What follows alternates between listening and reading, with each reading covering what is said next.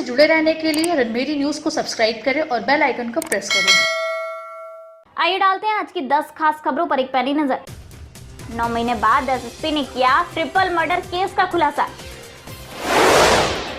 शराब की दुकान के खिलाफ महिलाओं ने किया प्रदर्शन। फुलवरिया 4 लेन को खाली कराने पहुंचे एसडीएम, ग्रामीणों में आक्रोश। कोरोना काल में बिजली का बिल माफ करने को लेकर युवा नेता ने की अपील। डीएलडब्ल्यू मजदूर संघ ने सरकार जगाओ अभियान का किया समापन। करोड़ों खर्च कर बना संत रविदास घाट दुर्व्यवस्था का शिकार। जौनपुर के बसपा सांसद श्याम सिंह यादव ने पीएम पर कसा पंच। 34वीं वाहिनी पीएससी बुल्लनपुर में 187 पीएससी के रिक्रूट हुए शामिल। मंडलीय चिकित्सा अधीक्षक के सेवानिवृत्त होने से पूर्व हुआ सम्मान। हिंदू शक्ति संगठन के विधानसभा अध्यक्ष नियुक्त। अब देखिए खबरें विस्तार से।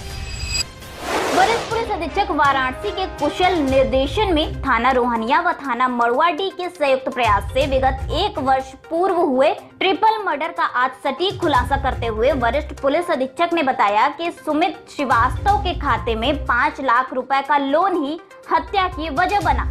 इस हत्या में संदीप व उसके 5 दोस्त अभिषेक जायसवाल, रामविलास पटेल, पंकज पटेल, विकास पटेल और सौरभ सभी ने मिलकर सुमित श्रीवास्तव की हत्या करके उसकी लाश को राजगढ़ के जंगल में फेंकाए थे। हत्या के सुराग को छुपाने के लिए दोस्तों ने फिर अपने ही साथी की हत्या करके उसके लाश को गंगा में फेंक दिया था। इस ब्लाइंड मर्डर की गुत्थी को सुलझाने में वाराणसी पुलिस को लगभग 1 वर्ष लग गया।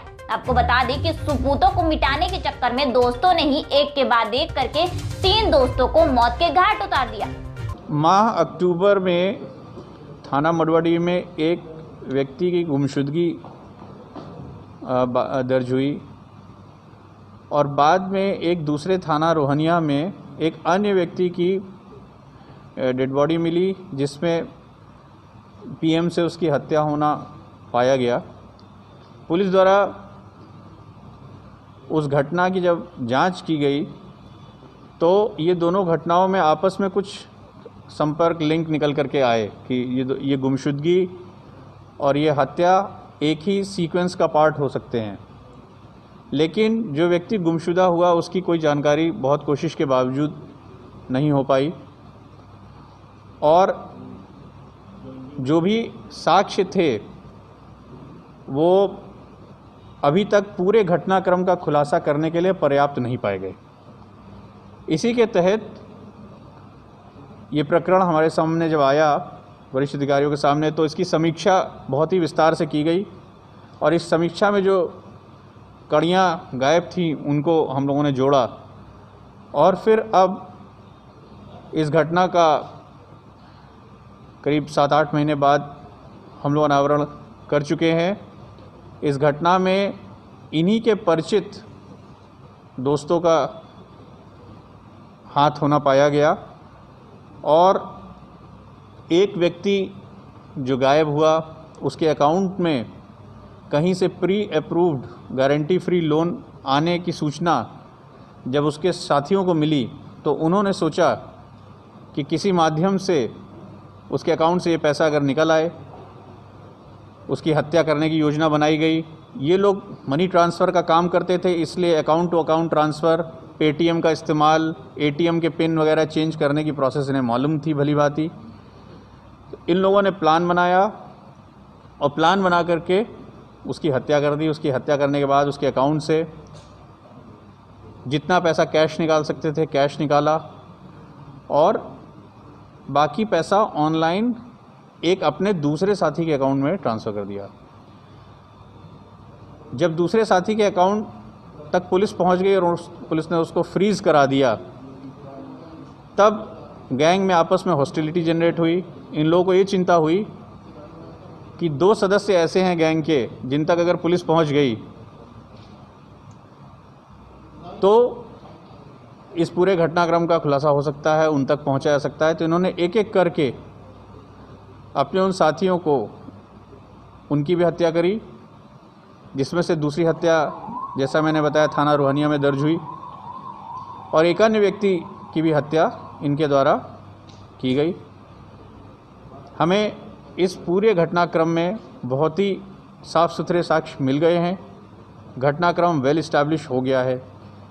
जो मृत व्यक्ति हैं उनके मोबाइल फ़ोन्स इनके पास से मिल गए हैं। उनके अन्य प्रपत्र जैसे एटीएम वगैरह ये सब हमको मिल गए हैं। हमको इम्पॉर्टेंट फुटेजेस मिल गई हैं। ये घटनाक्रम में जो लोग शामिल हैं उनमें से 6 लोगों की गिरफ्तारी कर ली गई है। जो 3,20,000 रुपये कैश विड्रॉ किए गए थे उसमें से लगभग 2.5 लाख रुपए की बरामदगी। चूँकि 2 अभियुक्त अभी पकड़े जाने शेष हैं, उनके पकड़े जाने के साथ उनका हिस्सा उनके पास से बरामद हो जाएगा।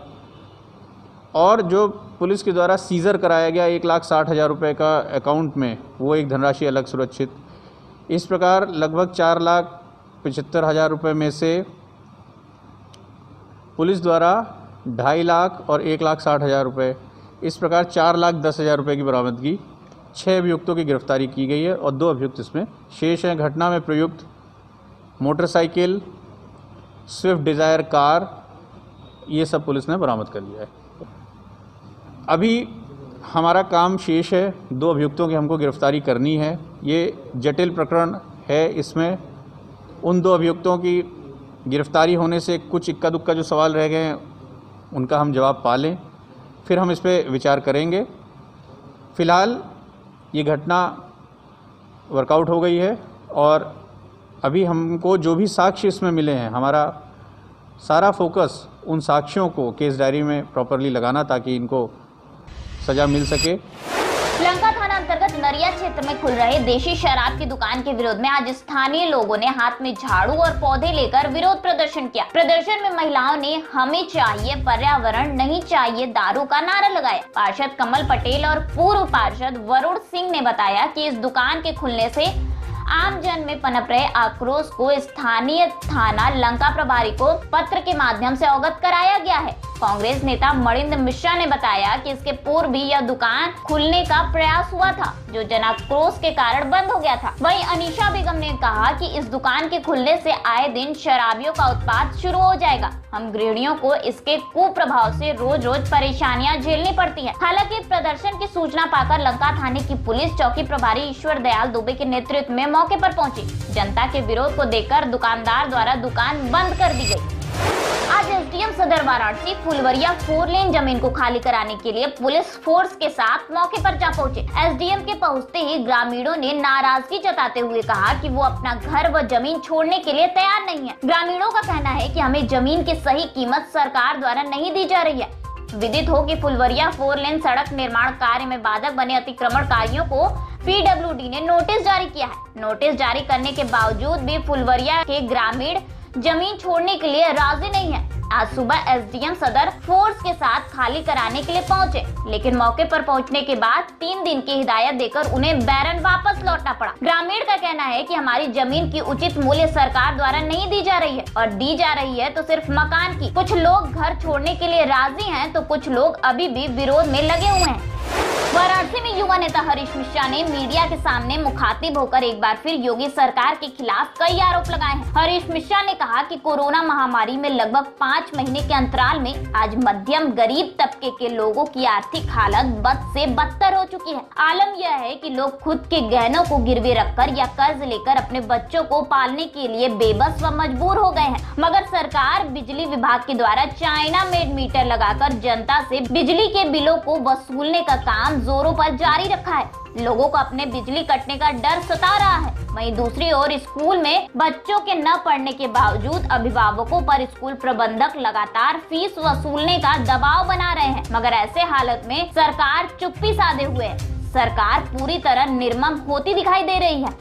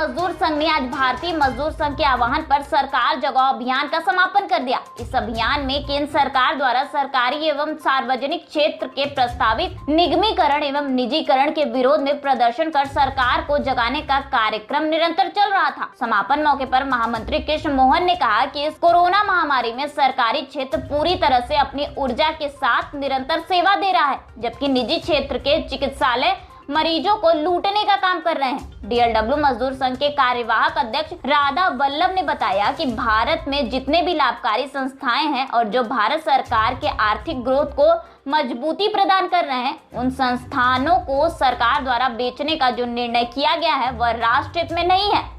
इस निर्णय से राष्ट्र की बहुत हानि होने वाली है। इसके साथ ही बेरोजगारी की स्थिति जो पहले से ही खराब चल रही है, उसकी और खराब होने की संभावना है। भारतीय रेल भारत की जीवन रेखा है। भारतीय रेल द्वारा देश की गरीबी, बीमारों और मजदूरों को उनकी यात्रा में जो सहायता मिलती है वह निजी क्षेत्र में जाने पर सुविधाएं नहीं मिल पाएंगी। इसके साथ ही रेलवे स्टेशनों को बेचने का निर्णय राष्ट्र के लिए आत्मघाती होगा।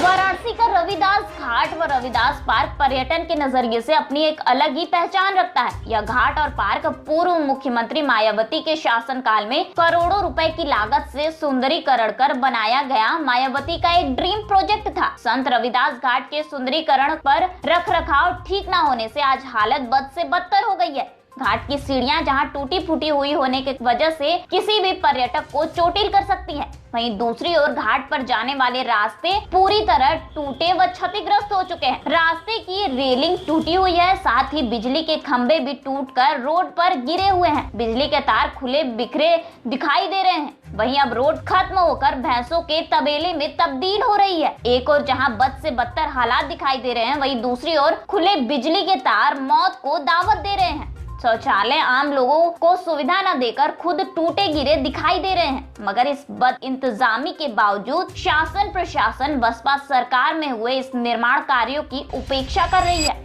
जौनपुर से बसपा सांसद श्याम सिंह यादव आज वाराणसी पहुंचे। वाराणसी पहुंचने के बाद बसपा सांसद ने प्रधानमंत्री नरेंद्र मोदी पर तंज कसते हुए कहा कि घर के अंदर दीपक जलाने से देश का विकास संभव नहीं है। वहीं यह भी कहा कि हम समय समय पर वाराणसी आकर बनारस के विकास को देखेंगे। कोरोना महामारी को लेकर उन्होंने कहा कि देश में लॉकडाउन लगने के बाद गरीब तबके के लोगों के सामने भुखमरी का आलम दिख रहा है। वहीं बनारस की सड़कों को लेकर कहा कि बनारस की हर सड़क टूटी फूटी बदहाल दिख रही है। 34वीं वाहिनी पीएससी भुलनपुर वाराणसी में पुलिस प्रशिक्षण निदेशालय उत्तर प्रदेश लखनऊ के आदेशानुसार दिनांक 24 दिसंबर 2019 से प्रचलित आरटीसी, जिसमें चतुर्थ वाहिनी पीएससी प्रयागराज से कुल 200 पीएससी के रिक्रूट आरक्षी आधारभूत प्रशिक्षण हेतु आगमन किए गए। इनमें से 2 रिक्रूट आरक्षी का चयन अन्य पदों पर होने के कारण मूल वाहिनी वापस कर दिया गया तथा 11 रिक्रूट आरक्षी कोविड-19 से संक्रमित हो गए। इस प्रकार कुल 187 रिक्रूट आरक्षियों ने अंतिम परीक्षा में भाग लिया। इस प्रशिक्षण कार्य हेतु प्रशिक्षण निदेशालय द्वारा 7 ITI, 3 PTI एवं 4 अध्यापक नियुक्त किए गए थे। पासिंग आउट परेड के मुख्य अतिथि राजीव नारायण मिश्रा, सेना नायक 34 वाहिनी पीएससी वाराणसी रहे। वीरेंद्र कुमार यादव उप सेना नायक, अभिषेक यादव एवं नरेश सिंह यादव सहायक सेना नायक के अतिरिक्त वाहिनी के समस्त अधिकारी एवं कर्मचारियों द्वारा उत्तीर्ण प्रशिक्षकों को बधाई दी गई। साथ ही उत्कृष्ट प्रदर्शन करने वाले प्रशिक्षुओं को सेना नायक 34 वाहिनी पीएससी भुलनपुर वाराणसी द्वारा पुरस्कृत किया गया। कार्यक्रम का आंखों देखा हाल मुख्य आरक्षी सोहेल अहमद द्वारा सुनाया गया। सामाजिक संस्था परमार्थ सेवा समिति की ओर से मंडलीय चिकित्सा अधीक्षक डॉक्टर BN श्रीवास्तव के सेवानिवृत्त होने की पूर्व संध्या पर उन्हें स्मृति चिन्ह व अंगवस्त्र भेंट कर माल्यार्पण कर सम्मानित किया गया। इस अवसर पर उपस्थित लोगों ने उनके कार्यकाल के दौरान अस्पताल में मूलभूत सुविधाओं में सुधार होने, अस्पताल की प्रशासनिक व्यवस्था सुदृढ़ करने की भूरी सराहना की। कार्यक्रम के संयोजक पूर्व पार्षद संजय शाह व अध्यक्षता प्रबंधक विनय कुमार ने की। उक्त अवसर पर संरक्षक संजय शाह, मुन्ना व किशोर कुमार सेठ, पूर्व पार्षद अशोक मिश्रा, पूर्व पार्षद अशोक सेठ, आलोक श्रीवास्तव, प्रभात तिवारी, आशुतोष श्रीवास्तव, आशीष गुप्ता, आर्यव सर्राफ उपस्थित रहे। वाराणसी में बड़ागांव क्षेत्र के दादूपुर धौकलगंज के मोहित बरनवाल हिंदू युवा शक्ति संगठन के बड़ागांव ब्लॉक अध्यक्ष पद पर नियुक्त थे। उनके कार्य व समाज सेवा को देखते हुए हिंदू युवा शक्ति संगठन के राष्ट्रीय अध्यक्ष निर्भय सिंह के निर्देश पर केंद्रीय कार्यालय संरक्षण प्रवीण दुबे ने मोहित बरनवाल को ब्लॉक अध्यक्ष पद से पदोन्नति करके पिंडरा विधानसभा अध्यक्ष पद पर नवनियुक्त किया। मोहित बरनवाल ने कहा कि मैं पद की गरिमा को ध्यान में रखते हुए सदैव गरीबों व असहायों के लिए काम करूंगा।